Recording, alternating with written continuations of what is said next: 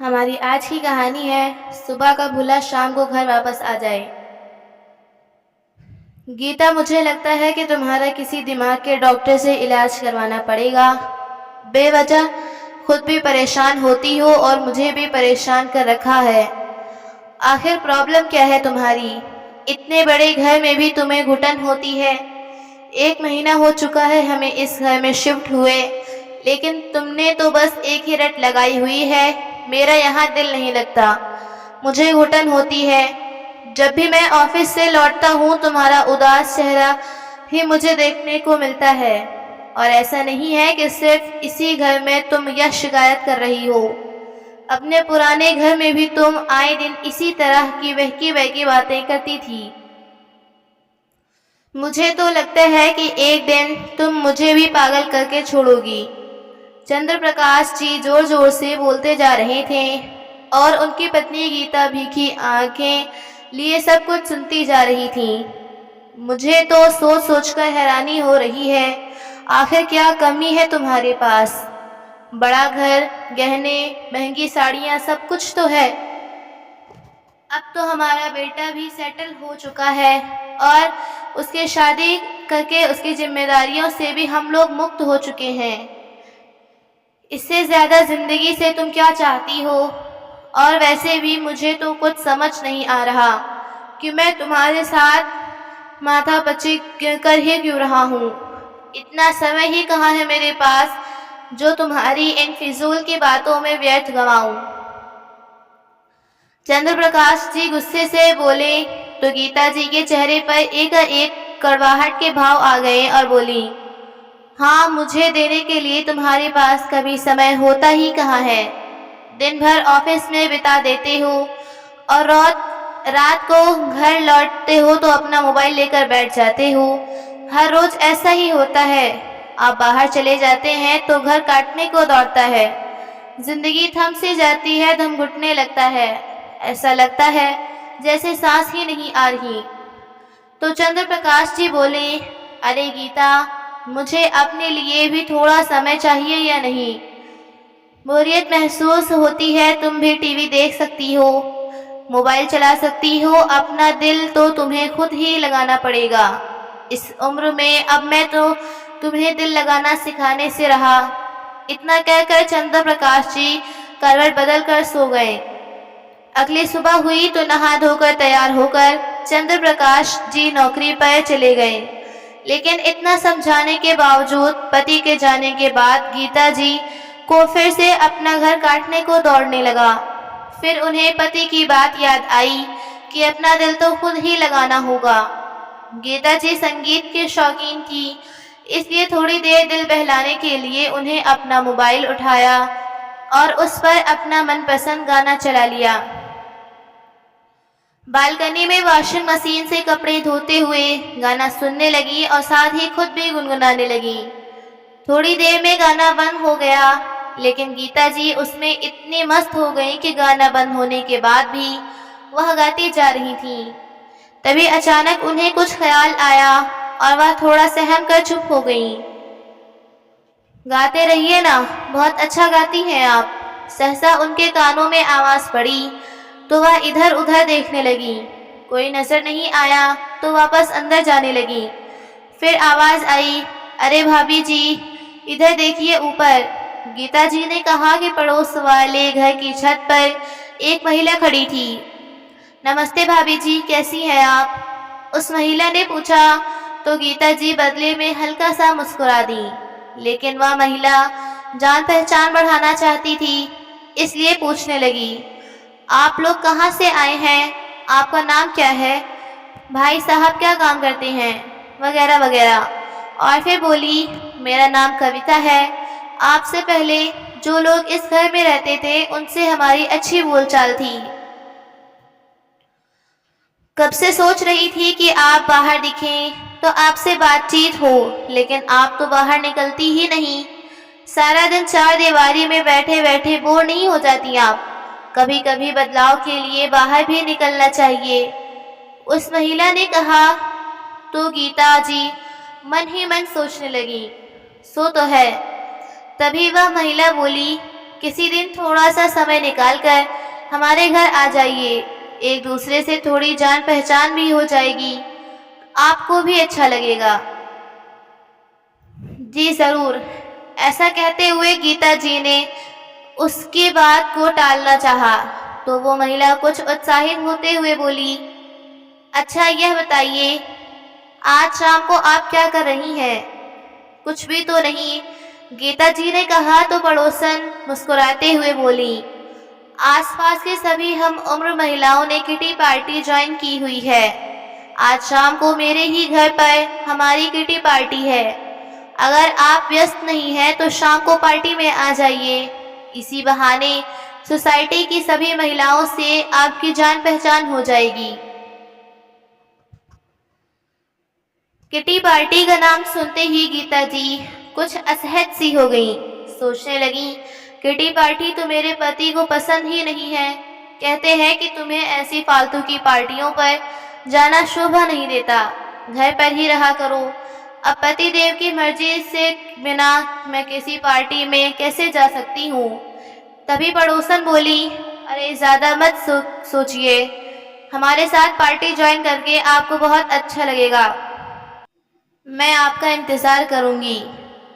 उस समय पड़ोसन को मना करना गीता जी को अच्छा नहीं लगा, इसलिए एक मुस्कुराहट के साथ उन्होंने स्वीकृति दे दी।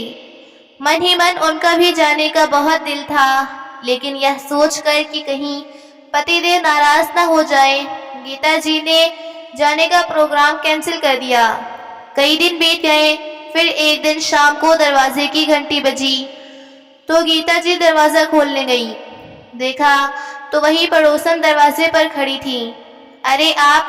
एक फीकी सी मुस्कान के साथ गीता बोली, अरे भाभी जी, मैं तो आपसे मिलने के लिए आई हूँ, लेकिन मुझे आपसे एक शिकायत है। आप उस दिन किटी पार्टी पर क्यों नहीं आई?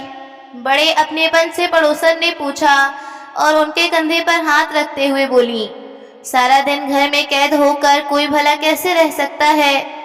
अरे एक जगह ठहरा हुआ तो पानी भी बदबू पैदा करने लगता है। जीवन के लिए गतिशीलता और परिवर्तन बहुत ज़रूरी है। पड़ोस वाली मिसेज वर्मा से भी पूछा था मैंने, लेकिन उन्होंने भी यही कहा कि आप उनसे भी कभी नहीं मिली, आप बाहर नहीं निकलती। क्या बात है? पड़ोसन का प्यार भरा व्यवहार देखकर गीता जी की आंखें सहसा भर आईं। ठहरा हुआ पानी भी बदबू मारने लगता है, बात तो ठीक है, वह वे तो ठहर ही चुकी हैं, तो क्या फर्क हुआ उसमें और ठहरे हुए पानी में? अरे यह क्या, आप रो रही हैं क्या? पड़ोसन ने पूछा तो गीता जी सामान्य होने का दिखावा करते हुए बोली, नहीं नहीं, कुछ पुरानी बातें याद आ गई थी। चलो कोई बात नहीं, कभी कभार रोकर भी गुबार हलकर हो जाता है। अच्छा, अब अंदर आकर बैठने को नहीं कहोगी क्या? कविता ने कहा और बड़े हक से गीता जी के साथ अंदर आ गई। आपके लिए शायद यह घर नया होगा, लेकिन मेरे लिए नहीं। पहले इस घर में जो रहती थी वह मेरी बहुत अच्छी सहेली बन चुकी थी। आप भी मुझे बहुत अच्छी लगी। अच्छा एक बात बताओ, घर में इतनी घुटन सी क्यों है? दरवाजे खिड़कियां क्यों नहीं खोलते आप लोग? इधर उधर देखते हुए कविता बोली तो गीता जी उदासी भरे स्वर में बोली, वह क्या है ना, मेरे पति को दरवाजे और खिड़कियां खोलना अच्छा नहीं लगता। सुनकर हैरान हो गई कविता और फिर बोली, क्या उनको किसी के साथ तुम्हारा हंसना बोलना भी पसंद नहीं है, जो तुम उस दिन किटी पार्टी में नहीं आई?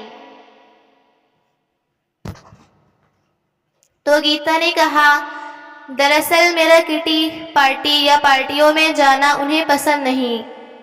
कहते कहते गीता रुआसी सी हो गई। अच्छा चलो कोई बात नहीं, कुछ सोचकर की कविता ने कहा और फिर बोली, अच्छा एक बात तो बताइए, आपके बच्चे कहाँ हैं? किसी हॉस्टल में पढ़ते हैं या बाहर नौकरी करते हैं? मेरा एक ही बेटा है जिसकी अभी कुछ ही महीने पहले शादी हुई है। अच्छा तो आप सास भी बन चुकी हैं, फिर उदासी किस बात की? अगर बहू से नहीं बनती तो दो चार जली कटी सुना के अपनी भड़ास निकाल लो। और अगर बनती है तो प्यार भरी बातें करके अपना मन हल्का कर लो। फिर गीता बोली, मैं तो यहाँ अकेली ही हूँ।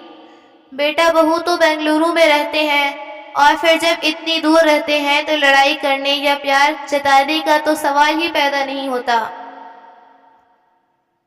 अच्छा, बहू आपकी पसंद की थी या भाई साहब की पसंद की? अरे नहीं, उन दोनों ने खुद ही एक दूसरे को पसंद कर लिया था।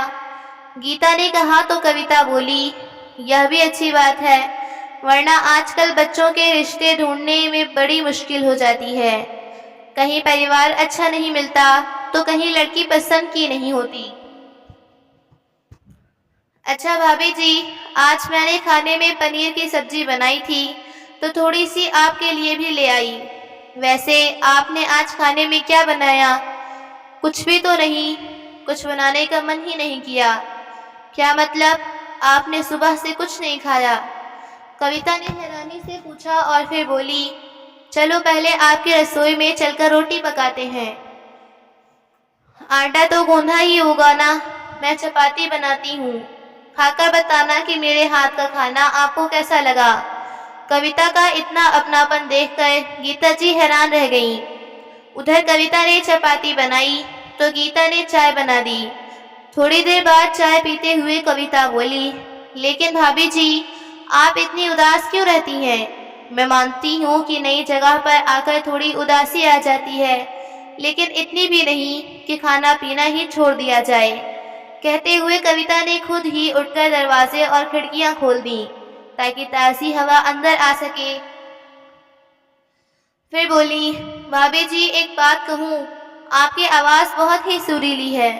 उस दिन आप गाना गुनगुना रही थी ना, सच कहूँ तो दिल को भी भा गई आपकी मीठी आवाज़। कहाँ से सीखा आपने गाना? कविता ने पूछा तो गीता बोली, वह मेरे दादाजी शास्त्रीय संगीत में पारंगत थे। उन्हें देखकर मुझे भी संगीत का शौक चढ़ा और उनसे संगीत सीखा। कविता ने देखा कि संगीत की बात करते हुए गीता के चेहरे पर एक मुस्कुराहट और आंखों में चमक आ गई थी। अरे वाह, यह तो बहुत अच्छी बात है, लेकिन मुझे एक बात समझ में नहीं आई कि अगर आपके पास इतना हुनर है तो संगीत की क्लासेस क्यों नहीं देती? इस तरह आपका भी समय कट जाएगा और दिल भी बहल जाएगा। तो गीता बोली, शौक तो मुझे बहुत है संगीत का। शादी से पहले मैं खूब रियाज किया करती थी, लेकिन जब शादी हुई तो सब कुछ छूट गया। सास ससुर को मेरे गाने से आपत्ति थी। मेरे पति को भी यह सब कुछ खास पसंद नहीं था, इसलिए मेरे गाने पर रोक लगा दी गई। उसके बाद से मैंने गाना छोड़ दिया। कभी दिल करता है तो थोड़ा बहुत गुनगुना लेती हूँ। वह समय तो जैसे कट गया, लेकिन उम्र इस पड़ाव पर जिंदगी में एक खालीपन सा लगता है। न जाने क्यों अब जीने का मन ही नहीं करता। सोचती हूँ कि खुद के साथ कुछ बैठकर बातें करूँ। बोलते बोलते गीता की आवाज़ रुआंसी सी हो गई। यह बात सुनकर कविता का दिल जोर से धड़का। क्या कहा, कुछ कर बैठूं? आप ठीक तो है? ऊंचे स्वर में कविता बोली तो काफी देर से गीता के जो आंसू आंखों से बाहर निकलने में झिझक रहे थे, अचानक बांध तोड़कर बह निकले। कविता के गले लगकर गीता रोने लगी। थोड़ी देर गीता को सहलाते हुए कविता ने उसे सहारा दिया। फिर बोली, क्या ऐसा करके अपने परिवार को सजा देना चाहती हैं? आपको क्या लगता है, आपके जाने के बाद क्या वे लोग उम्र भर रोते रहेंगे?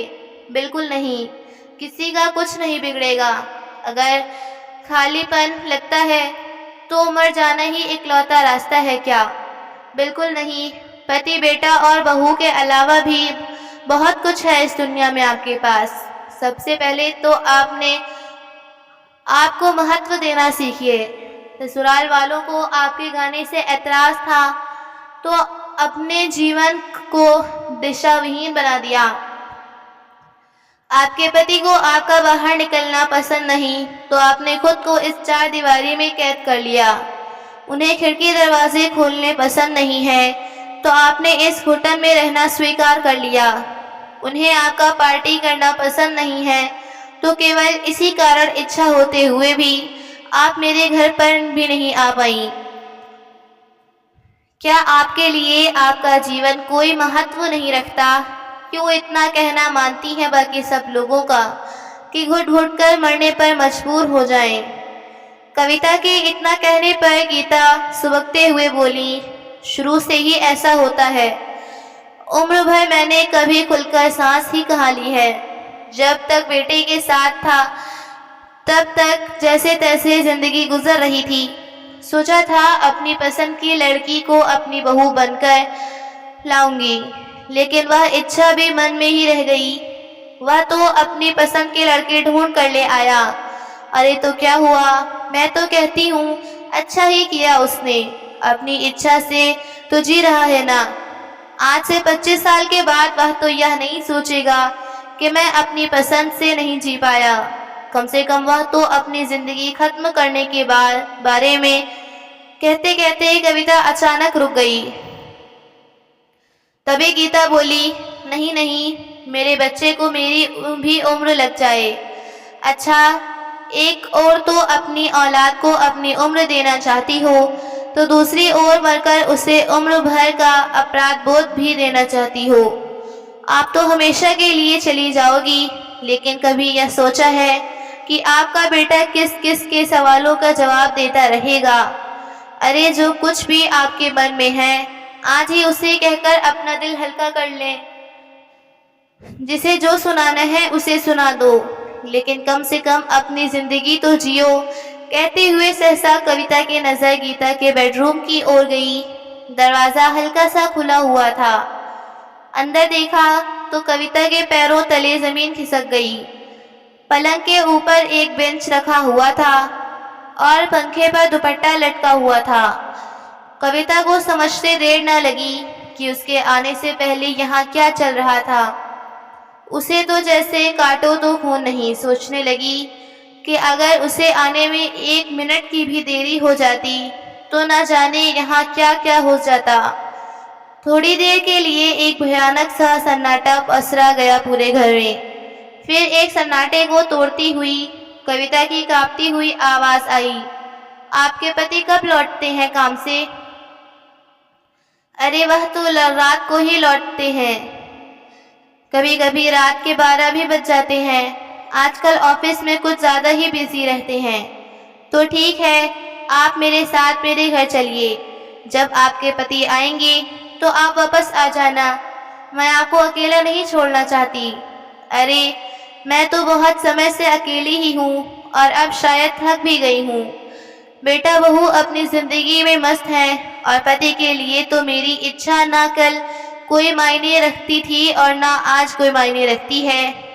यह घर मेरे पति के हिसाब से चलता है। बेटे के घर में बहू का राज है और मायके जाती हूँ तो वह घर अब भाभीियों का हो चुका है। मुझे समझ नहीं आता कि आखिर मेरा घर कौन सा है, क्योंकि इस घर में तो मेरे पति की इजाजत लिए बगैर एक पत्ता भी नहीं हिल सकता। अगर उनके आने से पहले मैंने यह खिड़कियां बंद नहीं की तो घर में तूफान आ जाएगा। सुनकर दिल दहल गया कविता का। वह सोचने लगी कि अगर गीता की वजह वह स्वयं होती तो शायद उसकी भी यही हालत होती। तो चलो भाभी जी, आज इन्हें खिड़कियों से शुरुआत करते हैं। क्या मतलब? मतलब यह कि आज आप यह खिड़कियां बंद मत करना और आपके पति बंद करने लगे तो उन्हें कह देना कि मुझे ऐसी ही अच्छा लगता है। कभी कभी थोड़ा सा विरोध भी कर लेना चाहिए। अक्सर ऐसा होता है कि हम अपनी बात किसी के सामने नहीं रख पाते और दूसरों की इच्छाएं पूरी करने के लिए हम खुद की इच्छाओं को महत्व देना ही छोड़ देते हैं और सामने वाला समझता है कि हमारी भी वही इच्छा है। इतने वर्षों में आपने कभी अपने पति को नहीं कहा, तभी तो आपके जीवन का हर पहलू उनके अधिकार क्षेत्र में आ गया। उनकी इच्छा के बिना आप इस घर की एक खिड़की तक नहीं खोल सकती। अरे आप एक जीवित इंसान है, कोई मृत शरीर नहीं। यदि आपकी सांस घुटती है तो विरोध भी आपको ही करना पड़ेगा, भले ही इस कारण आपके अपने पति के साथ कहा सुनी हो जाए। परंतु अपनी जिंदगी समाप्त करने को मत सोचो। कभी कभी शांति पाने के लिए अशांति भी सहन करनी पड़ती है। कविता बोली तो गीता बड़ी हैरानी से उसका चेहरा देखने लगी। कविता की बातें उसे सही लग रही थी। फिर कविता बोली, भाभी जी, घर में जो बेकार का सामान पड़ा है आप उसे निकाल क्यों नहीं देते? आप मालकिन हैं अपने घर की, जैसा चाहती हो वैसे अपना घर को जियो। फिर गीता बोली, चाहती तो मैं भी ऐसा ही हूँ, लेकिन क्या? आदमियों को अपने घर में कुछ ही घंटे गुजारने होते हैं, जबकि औरत उस घर में 24 घंटे रहती है। तो आप ही बताइए, घर में किसकी मर्जी चलनी चाहिए? कविता की बात सुनकर गीता के चेहरे पर एक चमक सी आ गई। फिर कविता बोली, भाई साहब तो देर से आएंगे और आजकल मेरे पति भी किसी काम से दूसरे शहर गए हुए हैं और बच्चे दूसरे शहर में नौकरी कर रहे हैं। मैं अपने घर में अकेली हूँ, तो आप मेरे साथ चलिए। कविता का आग्रह सुनकर गीता कुछ असहज हो गई। तो कविता बोली, अरे आप चिंता क्यों करती हैं? फोन करके बता देंगे आपके पति को कि आप मेरे घर पर हैं। जब वह लौटेंगे तो आप उनके साथ वापस आ जाना। गीता जी के मना करने के बावजूद भी कविता उनका हाथ पकड़कर अपने साथ ले गई। कविता के घर पहुंचकर गीता ने देखा कि उसने अपना घर बहुत अच्छे तरीके से व्यवस्थित किया हुआ था। वे दोनों ड्राइंग रूम में बैठ गईं। फिर कविता बोली, क्यों ना आज खाना बाहर से ऑर्डर किया जाए, कभी कभी परिवर्तन भी जरूरी होता है। ऐसा कहते हुए कविता ने फोन उठाकर खाना ऑर्डर कर दिया। अब तक गीता भी कुछ सहज हो चुकी थी। गीता अपने जीवन की परेशानियों को भूलकर अपने बचपन की बातें कविता के साथ साझा करने लगी। लेकिन रह रहकर कविता के मन में एक ही ख्याल आ रहा था कि अगर वह उस समय उसके घर ना गई होती तो अब तक गीता अपना जीवन लीला समाप्त कर चुकी होती और उसके परिवार वालों को वह केवल एक शव के रूप में मिलती। रात के 11 बजे गीता के पति जब घर आए तो उन्होंने कविता के घर की बेल बजा दी। लेकिन कविता अजीब सी कश्मकश में थी कि क्या उसे गीता की उस हरकत के बारे में उसके पति को बताना चाहिए या नहीं। आखिर कैसे समझाए उसके पति को कि गीता की जान को खतरा है। चाहते हुए भी वह इस मामले से आंख नहीं मूंद पा रही थी। आखिर किसी इंसान की जिंदगी का सवाल था। अगले दिन भी कविता के मन में वही विचार घूमते जा रहे थे।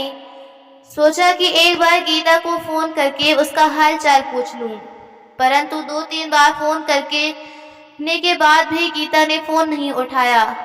किसी अनहोनी की आशंका से कविता की सांसें तेज होने लगी। आनन फानन में उसने अपने घर को ताला लगाया और जल्दी से बाहर आकर गीता के घर की बेल बजाई, लेकिन कोई बाहर नहीं आया। तो कविता ने 2-3 बार फिर से बेल बजाई। चंद्र प्रकाश जी बाहर आए और दरवाजा खोला।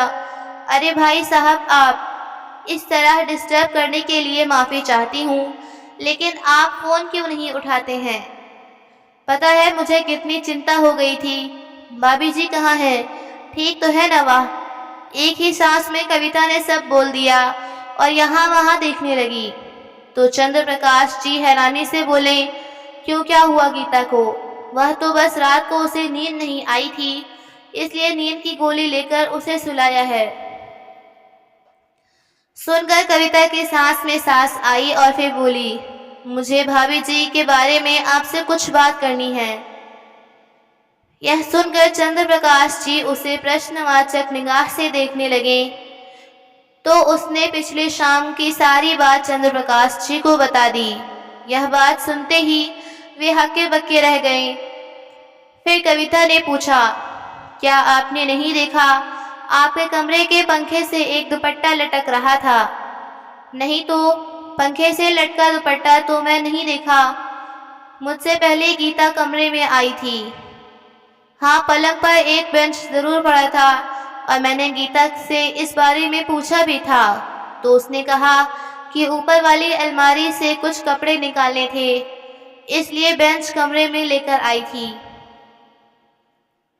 लेकिन मुझे हैरानी इस बात की हुई कि अलमारी से कपड़े निकालने के लिए बेंच को पलंग पर क्यों रखा था। हे भगवान, आखिर हो क्या गया है इसे। मैं तो परेशान आ गया हूँ।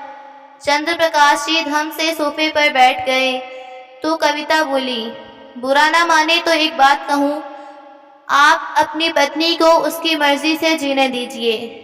जैसा उसका दिल करता है वैसे उसे रहने दीजिए। लेकिन मैंने तो कभी किसी बात से मना नहीं किया। महंगी साड़ियाँ, गहने, सुविधा का घर सामान तो है उसके पास। तभी यहाँ वहाँ देखते हुए कविता बोली, यह खिड़कियाँ कल मैंने ही खुलवाई थी और आते ही आपने शायद सबसे पहले इन्हें भी बंद किया होगा। यह सुनकर चंद्र प्रकाश जी कुछ सकपका गए और फिर बोले, हाँ, दरअसल खुली खिड़कियों से पूरा घर दिखाई देता है, इसलिए मैंने। अरे समझने की कोशिश कीजिए, आपकी पत्नी का इस घर में दम क्यों घुटता है। जिंदा इंसान है वह, किसी ताज़ी हवा की ज़रूरत है। नींद की दवा खिलाकर सुलाने की बजाय उसे वह सब करने दीजिए जिसमें उसे खुशी मिलती है। अपनी पत्नी के मालिक बनने की बजाय अपनी पत्नी का साथी बनने की कोशिश कीजिए। अगर अपनी पत्नी को खुश देखना चाहते हैं तो एक बार उसे उसके मन का करने दीजिए। मेरा आपके साथ कोई रिश्ता तो नहीं है, फिर भी इंसानियत के नाते यह बात करने में मैं चली आई। बाकी जैसा आपको ठीक लगे। इतना कहकर कविता अपने घर लौट आई, लेकिन घर पहुंचकर भी उसका ध्यान बस इसी बात पर लगा हुआ था कि गीता का क्या होगा। उसका दिल बेचैन था। उसी समय उसके पति अमित का फोन आया तो उसने सारी बात बता दी। तो अमित ने कहा, अच्छा किया जो तुमने उसके पति को सारी बात बता दी। अब इस बारे में ज्यादा मत सोचो, उसे जैसा करना है वैसा वो खुद करेगा, तुम अपना ध्यान रखो। लेकिन अमित, एक इंसान होने के नाते मैं उसकी मदद करना चाहती हूँ। अगर उसने कोई गलत कदम उठा लिया तो मैं जीवन भर अपने आप को माफ नहीं कर पाऊंगी। अच्छा बाबा, जैसा तुम्हारा मन करे वैसा तुम करो। तुमसे कभी जीत पाया हूँ मैं, अब फोन रखता हूँ, बहुत काम है। ऐसा कहकर अमित ने फोन रख दिया। इधर जैसे ही कविता ने फोन रखा तभी उसके फोन पर बेल बजी। चंद्र प्रकाश जी का फोन था। फोन उठाते ही वह बोले, मेरी पत्नी का इतना ख्याल रखने के लिए आपका शुक्रिया। आप मेरी बहन जैसी हैं। क्या मैं आपसे कुछ मांग सकता हूँ? जी कहिए ना, कविता ने विनम्रता से कहा। तो चंद्र प्रकाश जी बोले, क्या आज आप के दिन गीता के साथ रह सकती हैं? वह जिस हालत में है उसे अकेला छोड़ना ठीक नहीं होगा। इसलिए कहते कहते चंद्र प्रकाश जी का स्वर रूंध गया। तभी कविता जी बोली, अरे यह भी कोई पूछने वाली बात है, अब तो हम दोनों सहेलियां बन चुकी हैं। भाभी जी के साथ तो मेरा भी दिल लगा रहेगा। आप जाते हुए उन्हें यहाँ छोड़ते जाइएगा। थोड़ी देर बाद गीता कविता के घर आ गई तो कविता बोली, अरे भाभी जी आइए ना, नाश्ता किया आपने या नहीं? तो गीता बोली, अरे कविता तुम यकीन नहीं करोगी, आज मेरे पति ने मेरे लिए नाश्ता बनाया और हम दोनों ने एक साथ बैठकर नाश्ता किया। गीता के चेहरे पर मुस्कान देखकर कविता को बहुत खुशी मिली और फिर बोली, अच्छा तो आज पति देव के साथ नाश्ता करके आई हैं आप? तभी चेहरे पर एक प्यारी सी मुस्कान है। ऐसे ही हंसते रहा कीजिए, बहुत अच्छी लगती हैं। कहते हुए कविता चाय बनाकर ले आई और साथ बैठकर दोनों चाय पीने लगी। तो गीता बोली, कविता तुम्हारे घर में आकर एक खुलेपन का एहसास होता है। कितने करीने से सजाया है तुमने अपने घर की हर एक चीज को। मेरे घर में सामान बहुत ज्यादा है ना, इसलिए भरा भरा सा लगता है। तो भाभी जी देर किस बात की है, आपके घर में भी बदलाव कर लेते हैं। जितना भी पुराना बेकार का सामान है वह निकाल कर कबाड़ी वाले को बेच देते हैं। इससे आपका घर भी खुला खुला हो जाएगा और नए सामान की जगह भी बन पाएगी। फिर आप अपनी पसंद से अपने घर के लिए नया सामान खरीदना कल से ही शुरुआत करते हैं। लेकिन कविता, कल तो मेरे पति 3-4 दिन के लिए किसी काम से बाहर जा रहे हैं, इसलिए मुझे भी उनके साथ जाना होगा। अरे भाभी जी, वह तो अपने ऑफिस का काम करेंगे, लेकिन आप वहाँ जाकर क्या करेंगे?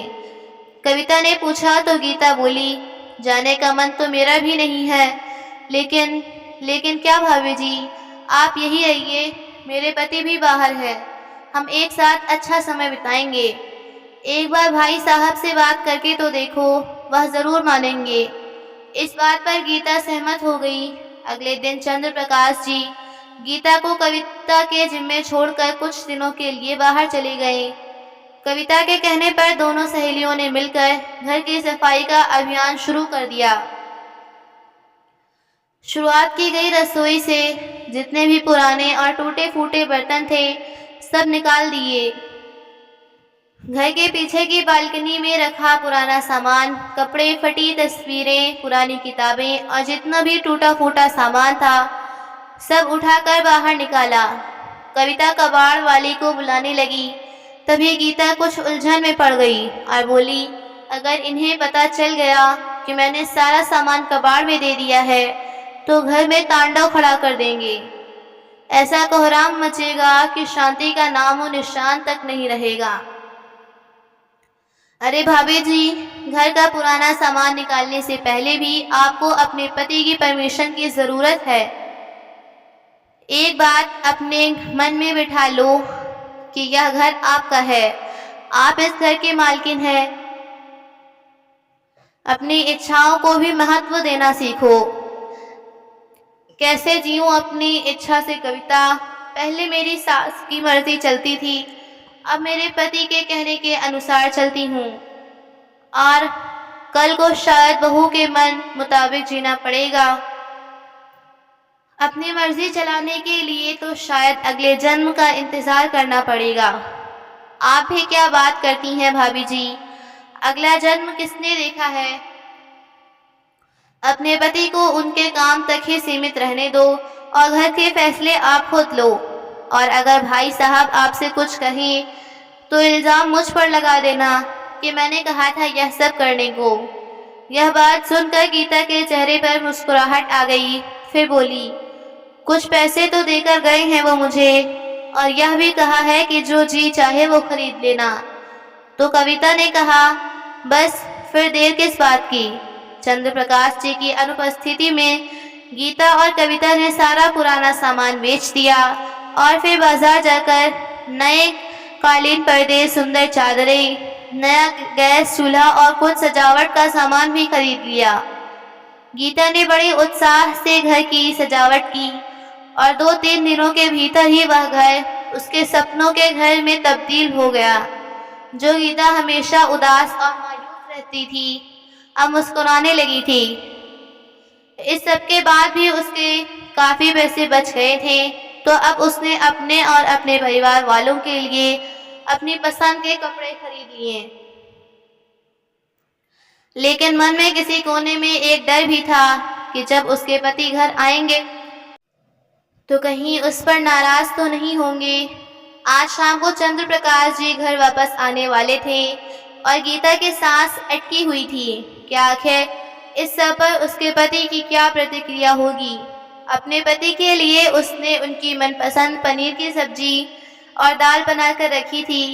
उधर कविता भी थोड़ी चिंता में थी कि पत्नी को दी गई आज़ादी चंद्र प्रकाश जी सहन भी कर पाते हैं या नहीं। जैसे ही बेल बजी तो हिचकिचाते हुए गीता ने दरवाज़ा खोला। गीता को देखते ही चंद्र प्रकाश जी हैरान रह गए। हमेशा साड़ी में लिपटी रहने वाली गीता आज एक खूबसूरत सा सलवार सूट पहनकर खड़ी थी, जिसमें वह बहुत प्यारी लग रही थी।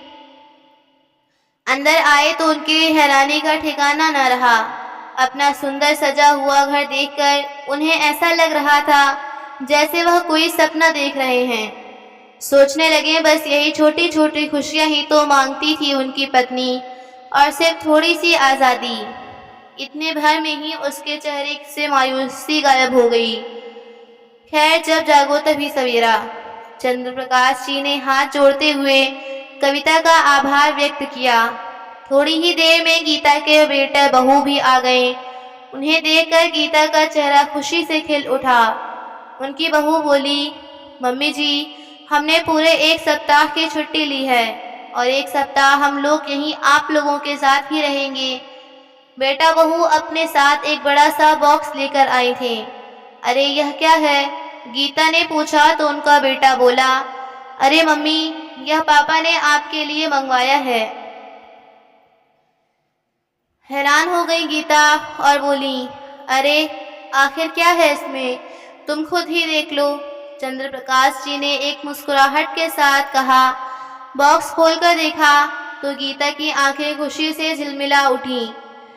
चंद्रप्रकाश जी बोले, गीता, यह हारमोनियम मैंने तुम्हारे लिए मंगवाया है। आज से तुम पूरी तरह स्वतंत्र हो। अपने पति द्वारा लाया गया इतना प्यार उपहार देकर गीता खुशी से उनके गले लग गई। आज गीता को अपना हंसता खेलता परिवार मिल गया था और कविता मंत्र मुग्ध होकर उन सभी को हंसते मुस्कुराते देख रही थी। दरअसल चंद्रप्रकाश जी अपने ऑफिस के काम से नहीं, बल्कि अपने पत्नी को स्वतंत्रता देने के लिए इरादे से कुछ दिनों के लिए बाहर चले गए थे और यह सब उन्होंने कविता के कहने पर किया था। भरी आंखों से कविता की ओर देखते हुए उन्होंने हाथ जोड़कर उसका शुक्रिया अदा किया। आज वे समझ गए थे कि पिंजरा तो आखिर पिंजरा ही है, चाहे वो सोने का ही क्यों ना बना हो। इंसान की खुशी महंगी चीज़ों में नहीं, बल्कि अपनी मर्जी से खुलकर जीने में है।